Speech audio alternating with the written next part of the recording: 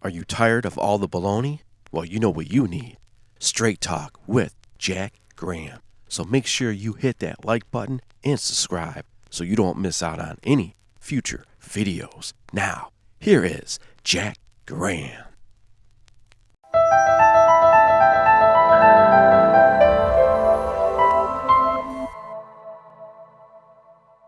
Well, welcome back, everybody. It's Jack Graham, another video with Straight Talk with Jack.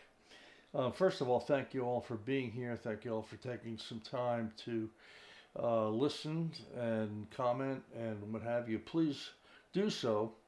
If you like what you see, subscribe to the channel and hit that like button.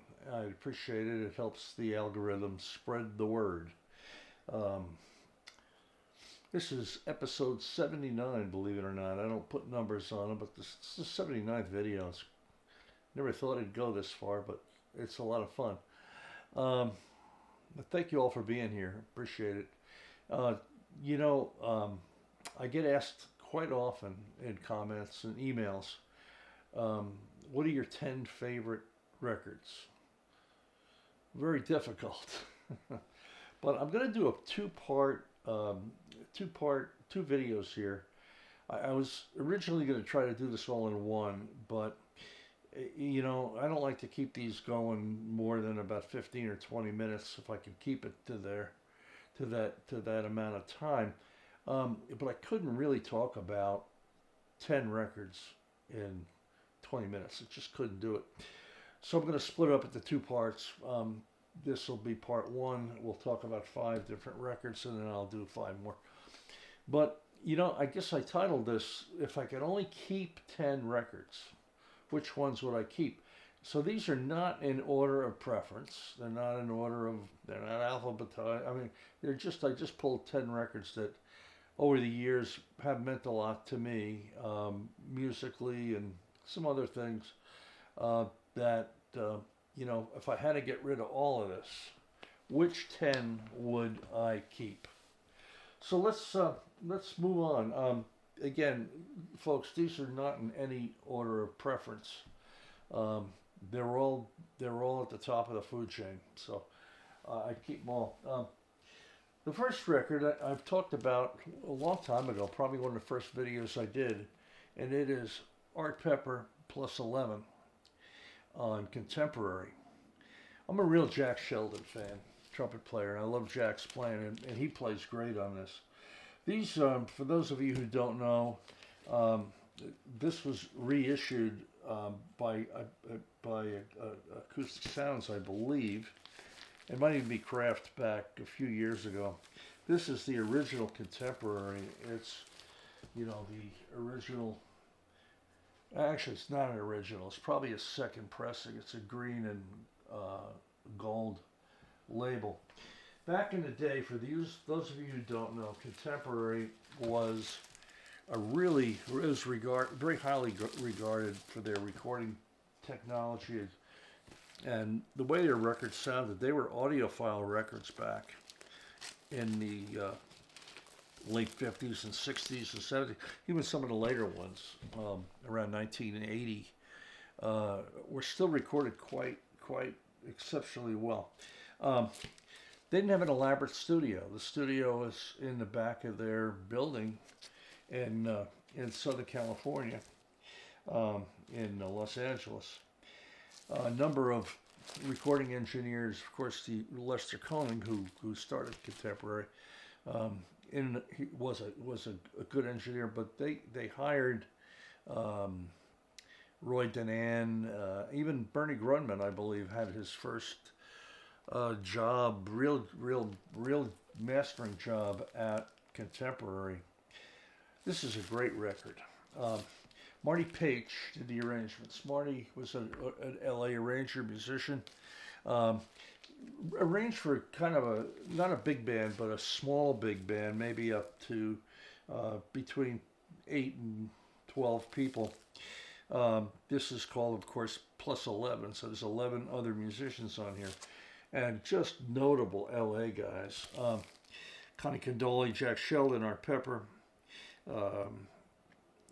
Bob and Olson, Herb Geller, Bill Perkins on piano, Russ Freeman, Med Flory, Joe Mondragon, and of course the great Mel Lewis on drums. This has been reissued a couple times, and I'm sure they're still around. For some reason, my next to original sounds better than the reissue. But if you'd never heard this, you'd hear that reissue that was done a couple of years ago, and it is unbelievable. It's one of the best recorded records, sound-wise, at the time that was, I think, ever done. And musically, doesn't get much better than this. They did a bunch of standard jazz tunes on here. Around Midnight Move, the Denzel Best tune that Miles made famous. Bernie's tune, Sonny Rollins' tune, Air Gin, Walking, Miles made famous again. And Donna Lee, which is based on the chord changes to Back Home in Indiana, made famous by Charlie Parker. But great arrangements, great playing. When you hear Jack Sheldon and Art Pepper playing this, man, unbelievable. This is one of the, and again, I'm not doing these in order, but this might be, it might be up there. Another record that was formative for me in my early days of jazz back a long time ago. I was always a big Miles Davis fan. I remember getting Bag's Groove when it came out in around 1960, recorded on Christmas Eve, and just playing that Prestige record over and over and over in my bedroom when I was a kid. Bored out. Of course, Miles was always looking for new things, and again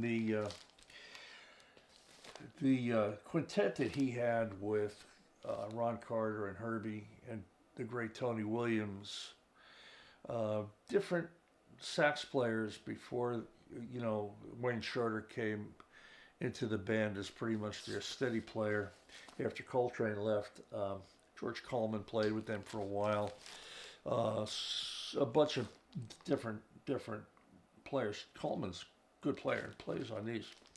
When I heard these records, man, I was just blown away.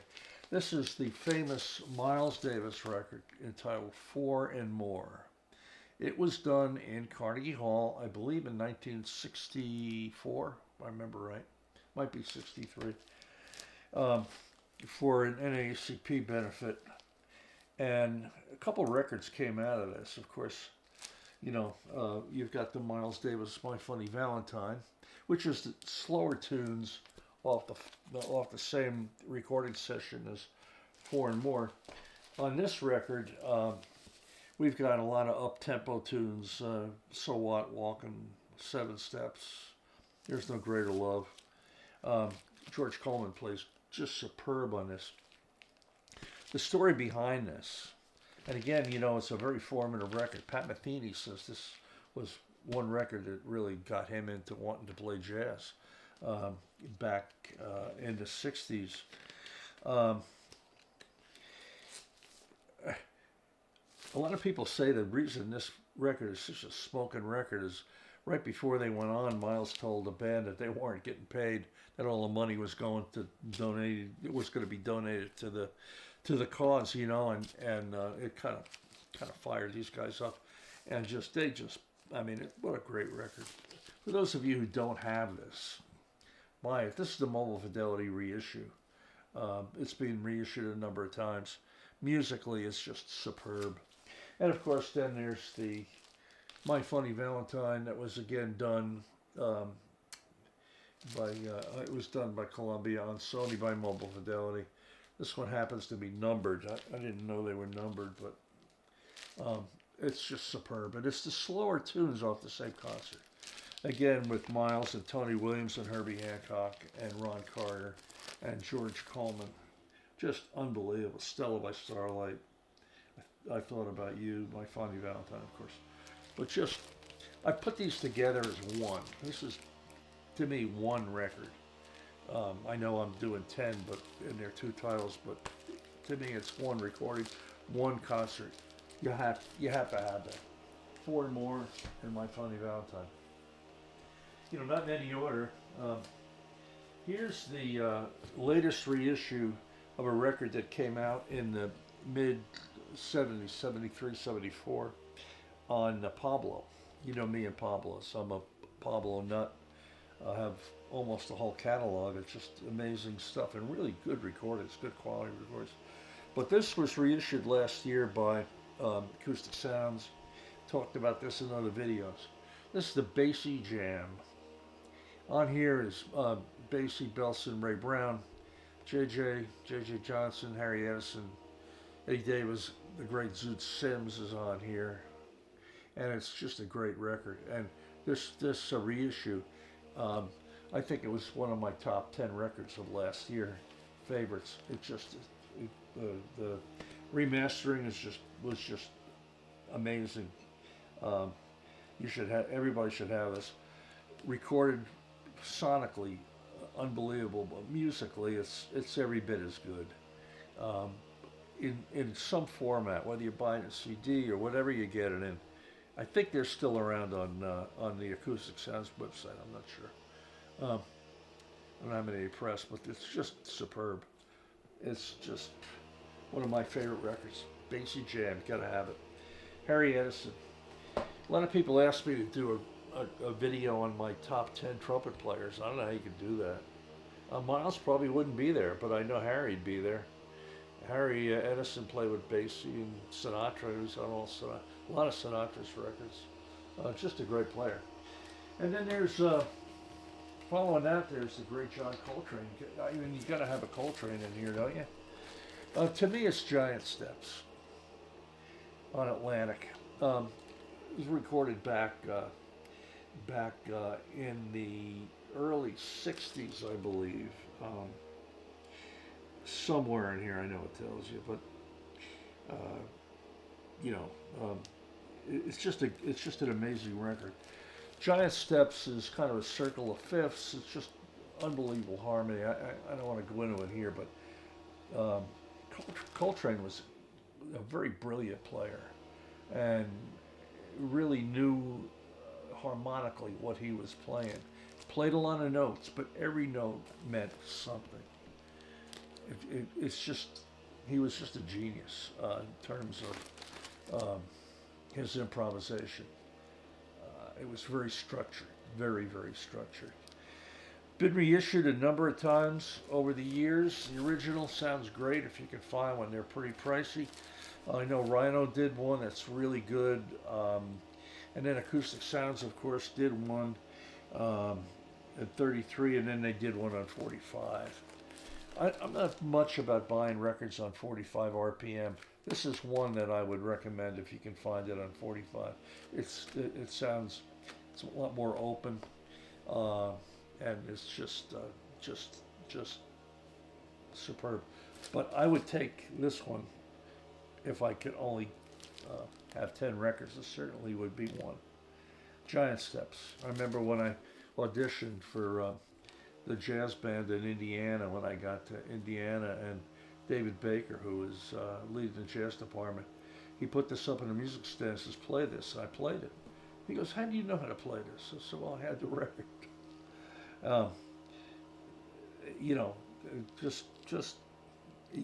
I learned so much from studying how Coltrane improvised. It's a lot of math in there. It's too much, but Giant Steps, one of my top 10 records of all time. And you can't leave Clifford Brown out. Clifford Brown, to me, if he didn't die in an automobile accident when he was 26, I believe, could have gone down as maybe the greatest jazz trumpet player of all time. Very polished. He practiced like a demon, and his playing showed it. But Clifford was an amazing guy. He came from Delaware and went to college down there and studied music. Got in a very bad car accident before the one that killed him. And for the year he was banged up. He couldn't go anywhere. They say he practiced 6 to 10 hours a day. A polished player, could get around the horn, but could play a ballad like nobody else. Great full tone. He went on to make a bunch of records with a group with Max Roach, Harold Land, and later on Sonny Rollins for MRC.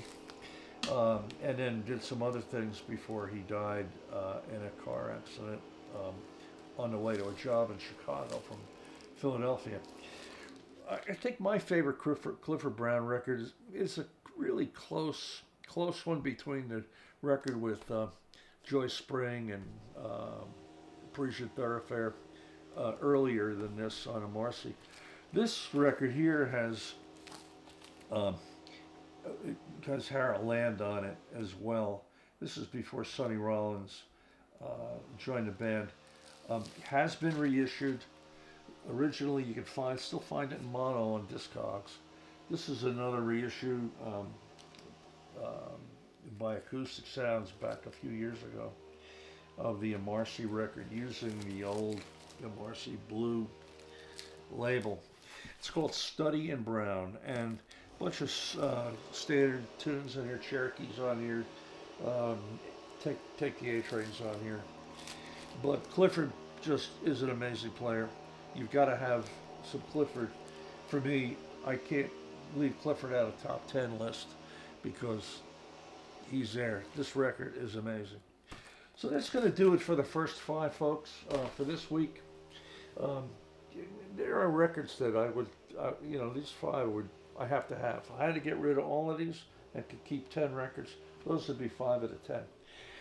I never love, starting to not do any videos without talking about one classical piece of music that those of you who are jazz oriented would really appreciate. Let's just mention one here. This is not an original pressing. This has probably been issued many times. Aaron Copland. Folks that listen to jazz really, I think, relate to Stravinsky and Schoenberg and even Mahler going back and further. But some of the 20th century composers really relate to us. Even Bartok and even some Rachmaninoffs and Shostakovich as well. As far as harmony and things that many of the jazz masters, including Parker and Miles, studied very closely. It's a great record. This record would be a good one to start with. It's got many of the popular things that Copland did. Of course, the maybe the most popular, Appalachian Spring, is on here, and the Tender Land. This is conducted by Aaron Copland. It's an RCA Victor Living Stereo. If you can find a Living Stereo, good for you. It's really good. This is a later pressing on the Red Seal label from about 1960. Look, this is just tremendous music. One that I think everybody should have in their library, and if you're beginning to listen to classical music, it'd be a good one to listen to. Again, I recommend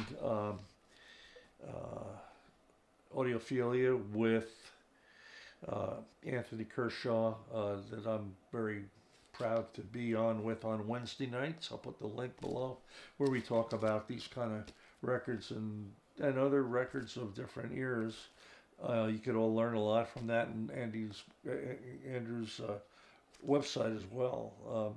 It's a breath of fresh air when it comes to information. It's been a lot of talk about Living Stereo lately. Scott at the Pressing Matters did a great video, actually more than one on the Living Stereo recordings. They're all good. But, if you're getting into the classics, and you're kind of a jazz-oriented person and want to not get turned off in a hurry, this would be a good one to start. Just beautiful music. Turn the lights down and listen to Appalachian Spring. It would do everybody good to do that. Maybe I'll do this later today. I look out the mountains here. I can see the Smoky Mountains out of my window. Boy, some snow up there. Wow. Anyhow, thank you for being here. And until next time, for part 2, probably next week, I'm going to record it today. You'll see the same shirt on. So, oh well. But thank you for being here. If you have any questions, comments, please leave them here. And thank you again for subscribing and hitting the like button and doing all that stuff. And until next time, we'll see you soon. Thank you. Bye bye.